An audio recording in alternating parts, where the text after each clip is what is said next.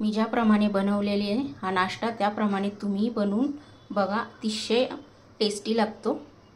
त्याच्याबरोबर इथे मी पुदिन्याची चटणी बनवलेली आहे। आज आपण इथे अशी मस्त रेसिपी बनवणार आहोत। ही अशी पालकची रेसिपी तुम्ही कधी बनवली आहे का? मी ज्याप्रमाणे बनवते त्याप्रमाणे तुम्ही बनवून बघा। याच्यामध्ये आपण छान असं स्टफिंग भरून ही रेसिपी बनवलेली आहे। तुम्ही नक्की ट्राय करून बघा, खायला तर खूप छान लागते। ही रेसिपी बनवण्यासाठी इथे आपण 2 बटाटे असे उकडून घेतलेले आणि पालक इथे नीट करून घेतलेली, त्याची अशी पानं आपण स्वच्छ करून घेतली। पाण्यामध्ये अशी छान भिजत ठेवलेली मिठाच्या पाण्यामध्ये। सर्वात आधी आपण काय करायचं आहे, याचं स्टफिंग बनवून घ्यायचं आहे। आपण ही जी पालकाची पानं आहे पुन्हा एकदा मी छान थंड पाण्याने धुवून घेतलेले। बटाटा इथे स्मॅश करून घेतलेला आहे। आता आपण ह्याची स्टफिंग बनवायला घेऊया। कढई ठेवलेली गॅसवर, थोडंसं इथे तेल टाकून घ्यायचं आहे। अर्धाच पळी तेल टाकून घेतलेले आहे मी। इथे तेल गरम झाल्यानंतर जिरे टाकून घेतलेले, त्यानंतर इथे मोहरी टाकून घेतलेली आहे। जिरे मोहरी छान मस्त जिरे फुलले आणि मोहरी पण तडतडली की लगेच इथे कांदा ॲड केलेला आहे, तो पण आपण इथे फ्राय करून घेणार आहोत। ते 4-5 कढीपत्त्याचे पानं पण ॲड केलेले। आता आपण हा कांदा याच्यामध्ये छान फ्राय करून घेऊया। इथे चवीनुसार मीठ टाकून घेतलेलं आहे, थोडीशी हळद टाकून घेतलेली। मसाल्यामधला जो चमचा असतो आपला लहान, तो इथे अर्धा चमचाच हळद टाकून घेतलेली आहे। आता आपण हे छान फ्राय करून घेणार आहोत। 1 मिनिट आपल्याला इथे फ्राय करून घ्यायचं आहे, याला काही जास्त वेळ लागत नाही।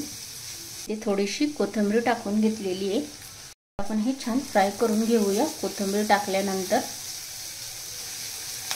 आणि मी ज्याप्रमाणे इथे पालक पकोडे बनवत आहे, तुम्ही त्याचप्रमाणे बनवून बघा। अशी एक छान मस्त ही रेसिपी आहे। तुमच्याही मुलांना ही प्रचंड आवडेल, घरात सर्वांनाच आवडते। बटाटा जो होता तो आपण याच्यामध्ये टाकून घेऊया।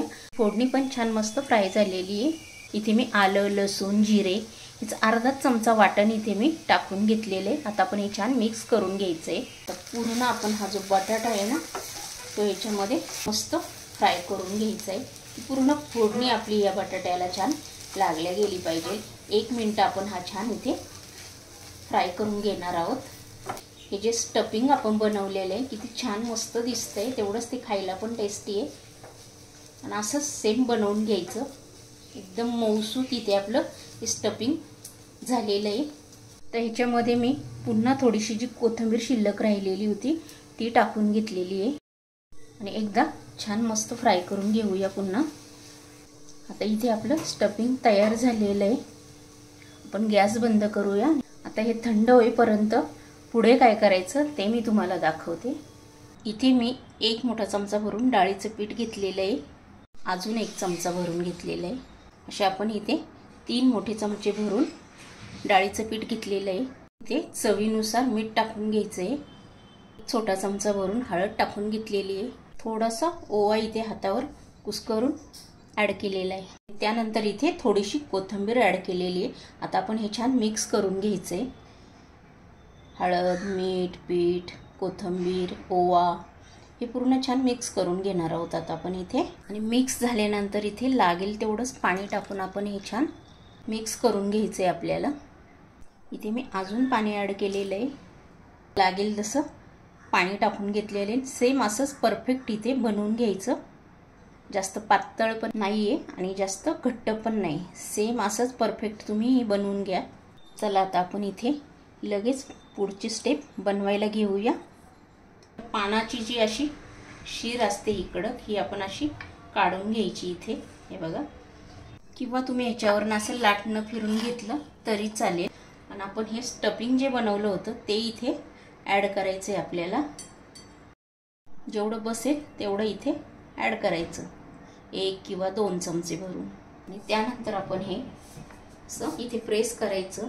ही साईड अशी इथे उचलून घ्यायची पानाची, ते पण आपण इथे असं छान प्रेस करून घ्यायचं आहे।